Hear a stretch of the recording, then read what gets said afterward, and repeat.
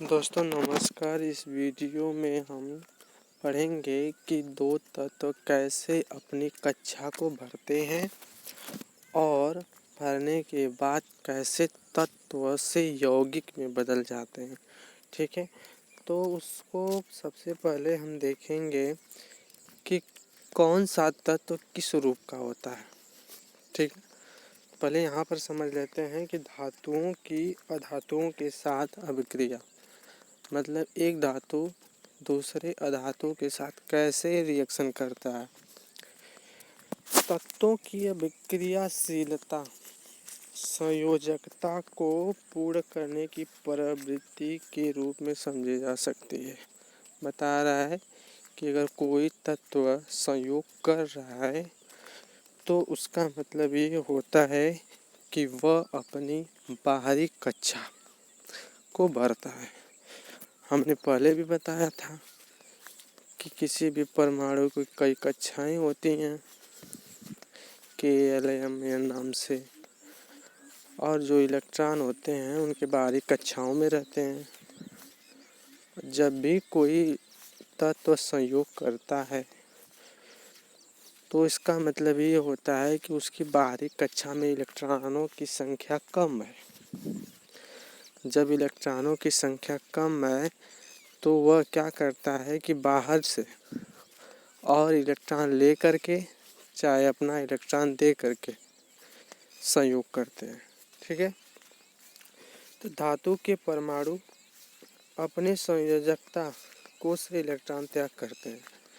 मतलब अगर कोई धातु है तो संयोजकता कोश से इलेक्ट्रॉन त्याग करता है। अगर वह अपनी कक्षा से इलेक्ट्रॉन दे रहा है, छोड़ रहा है, तो धन आयन बनते हैं। बहुत महत्वपूर्ण बात है कि अगर कोई धातु अपने बाहरी कक्षा से इलेक्ट्रॉन त्याग कर रहा है तो वह धनायन बनता है, और जो परमाणु संयोजकता कोश में इलेक्ट्रॉन ग्रहण कर वह ऋण आयन बनते हैं। मतलब जो लेता है वह ऋण आयन बनता है और जो देता है वह धन आयन बनता है। ठीक है, तो अब इसको हम उदाहरण की तरफ देखेंगे कि कैसे ये प्रक्रियाएं होती हैं। ठीक है,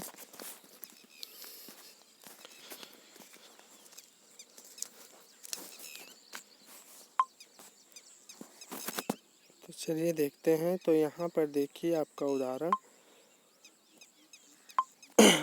में है NaCl, मतलब नमक। बहुत आराम से समझिएगा कि नमक ऐसा पदार्थ है जिसमें दो तत्व मिले हुए हैं, सोडियम और क्लोरीन। तो यहाँ पर देखिए सोडियम और क्लोरीन दो तत्व हैं। दोनों कैसे मिलकर के NaCl बने हैं, ठीक ना। तो यहाँ देखिए कि सोडियम, ठीक, तो सोडियम जो होता है ना उसका परमाणु क्रमांक होता है 11। अब परमाणु भार लगभग 22.5 के आसपास। आई बात समझ में ना। अब इतना समझिए, तो यह जो तत्व है, यह जो चीज़ बताती है, यह आपके किसके बराबर है? प्रोटॉन के बराबर है, इलेक्ट्रॉन के बराबर है, और यही परमाणु क्रमांक के बराबर। इसको हम क्रमांक बोलते हैं। ठीक है, तो यह क्रमांक इलेक्ट्रॉन और प्रोटॉन दोनों के बराबर है। इसका मतलब इसके अंदर 11 इलेक्ट्रॉन है। कितने इलेक्ट्रॉन है? 11 इलेक्ट्रॉन है। तो वही इलेक्ट्रॉन मान लेते हैं इसका नाभिक है, तो पहली कक्षा में बढ़ेगा, फिर दूसरी कक्षा में बढ़ेगा, फिर तीसरी कक्षा में बढ़ेगा। ठीक है, इस तरह से अपनी कक्षाएं भरते हैं। लेकिन कुछ नियम होता है। क्या नियम होता है? कि हर कक्षाओं में इलेक्ट्रॉनों की संख्या अलग अलग होती है, फिक्स होती है। तो देखिए यल कक्षा में इलेक्ट्रॉनों की संख्या 2, यम कक्षा में इलेक्ट्रॉनों की संख्या 8, और एन कक्षा में एक मिनट गलत हो गया, के कक्षा में इलेक्ट्रॉनों की संख्या 2, एल में 8, एम में 18, एन में 32 होती है। ठीक है, ये पहली कक्षा या दूसरी या तीसरी और यह चौथी कक्षा। ठीक है, ये चारों कक्षाओं में इलेक्ट्रॉनों की संख्या अलग तरह से बढ़ेंगे। तो यहाँ देखिए इसके पास 11 इलेक्ट्रॉन है। कितने इलेक्ट्रॉन है? 11 इलेक्ट्रॉन है। जब 11 इलेक्ट्रॉन है तो इसका मतलब यह नाभिक है, यह एल कक्षा सॉरी के, यह एल और ये एम कक्षा है। ठीक है, 3 कक्षा हो गई। तो हम जानते हैं कि 11 इलेक्ट्रॉनों को भरना है इनके अंदर, नहीं इस वाले कक्षा फिर इसमें फिर इसमें। तो पहली वाली कक्षा में कितना भरा जाएगा? नियम यही कहता है कि पहली कक्षा में 2 भरते हैं। क्यों? क्योंकि के वाली कक्षा में 2 भरा जाएगा। तो चलिए हम 2 भर देते हैं। ठीक है, तो जब हम 2 भरेंगे, 1 मिनट थोड़ा, जब इसमें हम 2 भर दिए, मान लीजिए यहाँ पर 1 हो गया, ठीक है, और 1 यहाँ पर हो गया, 2 हो गए। जब 2 हो गए तो बचा कितना? अभी 11 में से 2 निकल गया, बचा कितना? 9। ठीक है, 9 बचा। अब देखिए इस 9 को हम क्या करेंगे? ऊपर वाले कक्षा में भरेंगे। तो यह के कक्षा थी और ये है यल कक्षा। तो यल वाले में कितना भरा जाएगा? तो यल वाले में भरा जाएगा 8। ठीक है, तो भरिए 1 2 3 4 5 6 7 8। मतलब पहली कक्षा में 2 इलेक्ट्रॉन, दूसरी कक्षा में 8 इलेक्ट्रॉन। कितने हो गए? 10 इलेक्ट्रॉन हो गए। अब कितने बचे हुए हैं? 11 था और हम 10 तो भर दिए, तो बचा कितना? 1 बचा। कितना बचा? 1 वाला इलेक्ट्रॉन इसके बाहरी कक्षा में होगा। क्यों होगा? हम जानते हैं कि पहली कक्षा में 2 ही आएगा, उससे ज़्यादा नहीं आएगा। ठीक ना, उसका नियम होता है कि पहली कक्षा में 2 इलेक्ट्रॉन, दूसरी कक्षा में 8 इलेक्ट्रॉन, उससे ज़्यादा नहीं, 9 नहीं अब बढ़ सकते। तीसरी कक्षा में कम रहेगा चलेगा, लेकिन ज़्यादा नहीं। और ज़्यादा कहाँ से आएगा? ज़्यादा तो ये नहीं है कि आएगा। यहाँ पर 1 का बचा है तो 1 ही भर दिए हम। देखिए इस वाले कक्षा में होना कितना चाहिए? 18 होना चाहिए।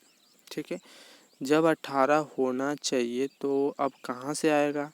जब है ही नहीं तो एक काम करेगा ना, यह अपना यह वाला इलेक्ट्रॉन दे देगा। काम क्या करेगा? दे करके काम खत्म कर देगा। ठीक ना, देखिए यह निकल जाएगा ना। तो देखिए नियम यही कहता है कि पहली कक्षा में 2 इलेक्ट्रॉन होना चाहिए, दूसरी में 8, तीसरी में 18, चौथी में 32। इस तरह से भरने से क्या होगा ना, इनकी कक्षाएं भरी रहती हैं। क्या रहती हैं? भरी रहती हैं। जब इस इलेक्ट्रॉन को हम निकाल देंगे यहाँ से, तो बाहरी कक्षा में कितने इलेक्ट्रॉन बचेंगे? 8 बचेंगे, जो कक्षा भरी रहती है। ठीक है, तो वही काम यहाँ पर होगा। हाँ, अब आगे हम चलते हैं, एक चीज़ और क्लोरीन के बारे में समझ लेते हैं। तो क्लोरीन का होता है 17। कितना होता है? 17। तो इलेक्ट्रॉनों की संख्या कितनी हो गई? 17 इलेक्ट्रॉनों की संख्या हो गई। अब इसकी कक्षा में भरेंगे हम। जब इसकी कक्षा में भरेंगे तो यह के वाले कक्षा में 2 भरेंगे। यह हर चीज़ के लिए लागू होगा, ध्यान रखिएगा। ठीक है, यह हर चीज़ के लिए लागू होगा। के बराबर 2, के में यल 2 भरेंगे, यल में 8 और यम में 18। ठीक है, तो यहाँ भरना स्टार्ट करिए। यह नाभिक है प्लस, इसमें कोई मतलब नहीं है। यह यल की कक्षा है, यह कितनी है? एल है, और ये वाली यम है। ठीक है, अब चलते हैं भरना स्टार्ट करते हैं। तो जब भरना स्टार्ट करेंगे हम तो देखिए पहली कक्षा में 2 इलेक्ट्रॉन, ठीक है, दूसरी कक्षा में 8 इलेक्ट्रॉन। कितने हो गए? 2 में मिला करके 10 हो गए। बचा कितना है? 10 को भर दिए, बचा कितना है? 7 को। जब 7 को भरिए इस वाले में, 1 2 3 4 5 6 7, इस वाले में 7 भरना है। भर गया, लेकिन होना कितना चाहिए? 8 को। कितनी की कमी हो रही है? 1 की कमी हो रही थी, हो रही है ना। लेकिन पहले सोडियम वाले में क्या था? 1 ज़्यादा हो रहा था। इसको 1 कम हो रहा है, उसको 1 ज़्यादा हो रहा था। तो यह इस कम वाले को क्या करेगा? दे देगा। ठीक है, तो मतलब सोडियम देगा और क्लोरीन क्या करेगा? लेना स्टार्ट करेगा। आई बात समझ में? यह बहुत ज़रूरी है, यह हमेशा काम आएगा और हमेशा ही काम आएगा। ठीक है, तो चलिए हम यहाँ पर देखें कि सोडियम की बारीक कक्षा में 2 8 1, ठीक है। उसके बारीक कक्षा में कितने इलेक्ट्रॉन है? एक एक्स्ट्रा इलेक्ट्रॉन है, ठीक है। और यहाँ पर नोट कर लीजिए K बराबर 2 L M N 8 18 32, ठीक है। तो पहली कक्षा में 2, दूसरा में 8, पहली कक्षा में 2, दूसरा में 8, ये तो कंडीशन एकदम सही है। तीसरा में चलते थे, यहाँ पर एक इलेक्ट्रॉन है तो क्या करेगा? एक इलेक्ट्रॉन दे देगा, ठीक है। अब क्लोरीन में चलते हैं तो क्लोरीन हमें बताती है कि 2 8 7, मतलब एक इलेक्ट्रॉन की क्या हो रही है? 7 की जगह 8 होना चाहिए था, एक इलेक्ट्रॉन की कमी हो रही है, तो ये वाला एक इलेक्ट्रॉन क्या करेगा? इसको दे देगा। जब दे देगा तो इसके 2 8 इसकी भी कक्षा बढ़ जाएगी, या 2 8 8 इसकी भी कक्षा क्या होगी? बढ़ जाएगी। जब इसकी कक्षाएं बढ़ जाएंगी तो यह बन जाता है लवण, ठीक है। तो वही काम यहाँ पर हो रहा है। तो ध्यान से एक बार देखिए, सोडियम की बारीक कक्षा में 2 8 1, तो देखिए जो चीज़ देता है वह क्या बन जाता है? धन आयन बन जाता है। देखिए यहाँ 2 इलेक्ट्रॉन 8 इलेक्ट्रॉन 1 इलेक्ट्रॉन, तो यह 1 इलेक्ट्रॉन को क्या कर दिया? बाहर निकाल दिया। जब बाहर निकाल दिया तो उसके बारीक कक्षा में कितने बच गए? 2 और 8, एक चला गया, यह एक इलेक्ट्रॉन है।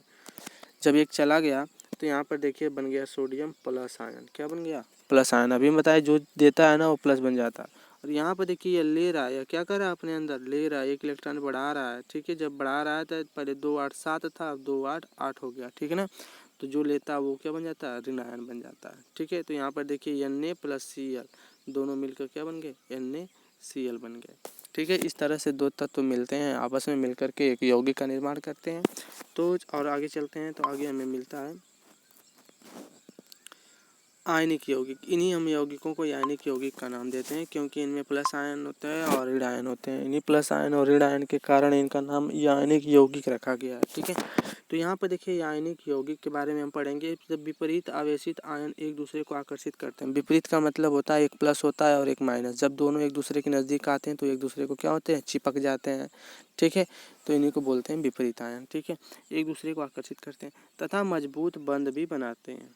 क्या बनाते हैं? मजबूत बंध। जब आपस में आते हैं तो चिपक करके एकदम मजबूत बंध बनाते हैं, जिनको तोड़ना क्या होता है? कठिन होता है, ठीक है। और देखिए आयनिक यौगिक के गुणधर्म, यह बहुत महत्वपूर्ण चीज़ है। आयनिक यौगिक के गुणधर्म की मतलब आयनिक यौगिक कैसे होते हैं, मतलब NaCl का जो नाम है हिंदी उसको नमक बोलते हैं। तो नमक का कैसा गुणधर्म होता है, मतलब उस तरह के तत्व कैसे कैसे होते हैं, केवल नमक ही नहीं, अलग तरह के पदार्थ कैसे होते हैं उसी कैटेगरी के। तो यहाँ पर देखिए भौतिक प्रकृति उसकी ये ठोस बहुत कठोर होते हैं तथा ये समान भंगुर होते हैं। बता रहा है कि इस तरह का जो पदार्थ होता है ना वो बहुत कठोर होता है। कभी देखे होंगे नमक कितना कठोर होता है, उसका नमक का एक हिस्सा लीजिए, अब उसको अभी तो नमक पाउडर के रूप में आता है, मतलब बारीकी रूप में आता है, पहले बड़े बड़े रूप में आता था, तो उसका जो होता था ना वो काफ़ी कठोर होते थे, ठीक है। और इनको मतलब सामान्यतः भंगुर होते हैं। भंगुर का मतलब उसको पीटिए तो देखिए पूरा छोटे छोटे हिस्सों में टूट जाएगा तुरंत, ठीक ना। भंगुर का मतलब होता है ऐसा पदार्थ जिसे पीटने पर एकदम टूट जाए, उससे हम भंगुर कहते हैं। गलनांक एवं क्वथनांक, मतलब गलनांक और क्वथनांक मतलब गलाना और उबालना कैसा होता है इसका। तो आयनिक यौगिक का गलनांक व क्वथनांक बहुत अधिक होता है, मतलब इनको उबालना और गलाना मुश्किल होता है, ठीक ना। आप नमक को नहीं गला सकते, नमक को गलाना कठिन होता है। और बता रहा है कि ये बहुत अधिक ताप पर भी गलेंगे। घुलनशीलता का मतलब गोलना है। नमक आप गोले होंगे तो आपको मालूम होगा कि नमक कैसा घुलता है। आयनिक यौगिक प्राय जल में घुलनशील होते हैं, जल में क्या होते हैं? घुल जाते हैं। बट केरोसिन पेट्रोल जैसे विलायकों में अविलेय होते हैं, मतलब नहीं घुलते हैं, ठीक है। जो भी नमक हैं, नमक ही नहीं मतलब आयनिक यौगिक जो इस तरह के यौगिक हैं वो जल में घुल जाएंगे, बहुत आराम से घुल जाएंगे, बट तेल और पेट्रोल डीजल आदि चीज़ों में नहीं घुलते हैं, ठीक है। विद्युत चालकता मतलब क्या इसमें विद्युत चलती है या नहीं चलती है, तो देखेंगे तो आयनिक यौगिक जली विलयन में गलित रूप में विद्युत का चालन करते हैं। कह रहा है ना कि अगर आयनिक यौगिक पिघला हुआ है, पिघला का मतलब नमक को घोले हुए हैं, अगर उसमें बिजली डालेंगे ना तो वो बिजली चलेगी एक स्थान से दूसरे, मतलब वो सुचालक का काम करेगी, ठीक है। अगर वह ठोस रूप में है तो बिजली का चालन नहीं होगा। अगर नमक ले करके अगर हम बिजली को पकड़ें नमक की सहायता से तो हमें लाइट नहीं मारेगी। क्यों? क्योंकि वह ठोस अवस्था में बिजली का चालन नहीं करती है, बट लेकिन अगर वह पिघले हुई है, द्रव अवस्था में है, उसको घोले हुए है ना, तो उसमें बिजली का चालन होगा। यह है आयनिक यौगिक और यानिक यौगिक के गुणधर्म। ठीक है, तो बस करते हैं।